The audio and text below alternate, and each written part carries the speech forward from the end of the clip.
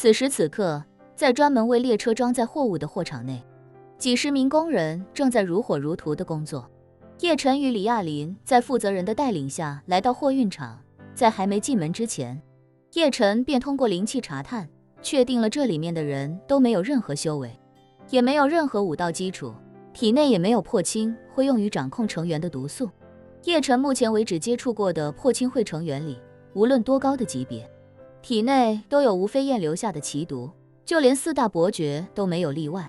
而叶晨虽然不知道3大长老体内是否存在与4大伯爵同样的毒，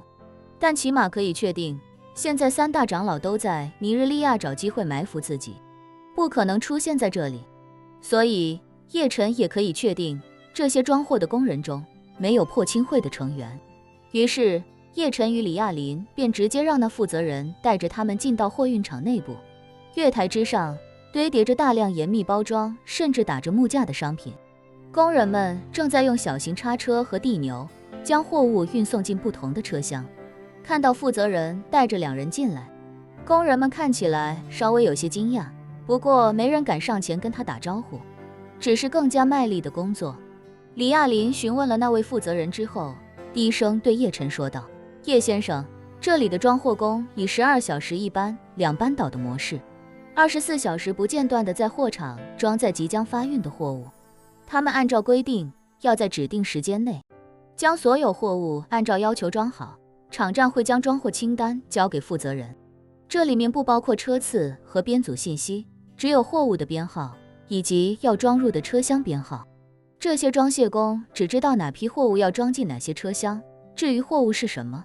哪些车厢会组成一列，组成一列后会发往哪里，他们并不知情。顿了顿，李亚林接着道：领班带领工人按照要求把所有车厢装好，清点完毕，确认无误后，还要在封闭的车门上打好一次性的封条锁，然后就可以等待运输了。收货方在收到货之后，也要先检查封条，确认无误，再开封清点货物。叶晨点了点头。月台两侧的轨道上停放着许多喷有编码的封闭式车厢，粗略的看一看，至少也有60-70节。于是他便问李亚林，这里面哪些是杜克矿业的货？李亚林拿出明天的运输计划，将杜克矿业的车次信息找到，对叶晨说道：杜克矿业的20节车厢信息都在这里了，咱们可以挨个对一下。叶晨点点头，与李亚林一起带着那负责人开始核对起了车厢编号。很快便找到了几节正在装货的车厢，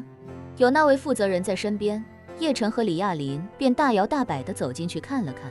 这几节车厢都装了约莫一半，绝大部分货物都是差不多占地面积1平米、高约2米的纸箱包装，纸箱外有专门的木架保护。李亚林一眼就认出包装上的 logo， 对叶晨说道：这些是菲利尔，美国一家专业生产热成像设备的企业，算得上全球领先，而且他们的设备不只是热成像，还有各种各样的夜视仪、无人机。叶晨扫了一眼，光是印有菲利尔 logo 的箱子就有10几20个。他忍不住问：需要这么大量的夜视和红外设备吗？李亚林道：杜克矿业占地面积那么大，如果真要做到无死角的红外和热成像监控，可能还真得这么多设备，而且搭建一个庞大的安防体系，不像居家买几个无线摄像头，通上电连上无线网就行了。安防系统不可能只有前端设备，后端设备工程更大，一般一栋大楼里各种的监控探头就要几百台，维护这几百台摄像头需要一个独立的机房，每一台都需要平均上百米的线路连接到机房里，还需要搭建各种各样的交换设备来连接它们，再搭配控制系统、存储系统，这个体量会非常惊人。说着，他又看到一批等待装车的货物，对叶晨说道：叶先生您看，这一批是希捷的货，希捷也是美国的企业，主要生产存储设备，这里光是存储设备就数以吨计。还有范达，同样也是美国的网络线材品牌，看来这一节车厢装的全是网络线材，那方圆几公里的区域，光是布线就不敢想象。随后李亚林与叶晨将其他车厢的货物也都扫了一遍，基本上也都是安防领域的各大品牌。扫了一遍之后，叶晨基本可以断定，杜克矿业目前还没有建立起强大的监控体系。不过这批设备算得上是下了血本，一点这批设备运抵，并且开始投入使用。在杜克矿业方圆几公里内，有一只麻雀飞过都会被设备发现。于是叶晨便对李亚林说道：“李探长，让 AI 调取一下摩尔贸易与那个菲利尔集团的交易细节，看看能不能找到设备清单。”李亚林道：“应该没问题，您稍等，我来操作。”对 AI 来说，黑进一个系统并不算难，它可以在最短的时间内找到一个网站或者一台服务器的所有漏洞，然后快速找出使用人想要的数据。很快 AI 系统便有了收获，它通过菲利尔服务器的一个小漏洞，拿到了菲利尔与摩尔贸易的交易明细。明细中有上千台固定安装的热成像和夜视设备，除此之外，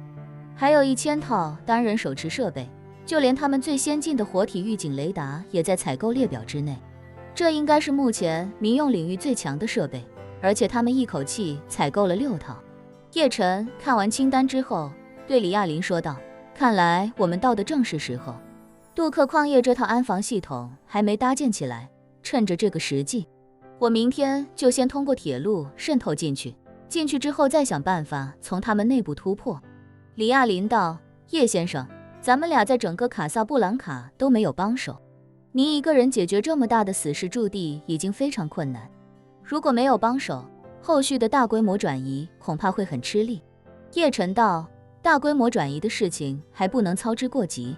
我要先进去看一看具体什么情况，如果能把控住局面，那我就可以根据实际情况慢慢想办法。”说着，叶晨又道：“其实这些天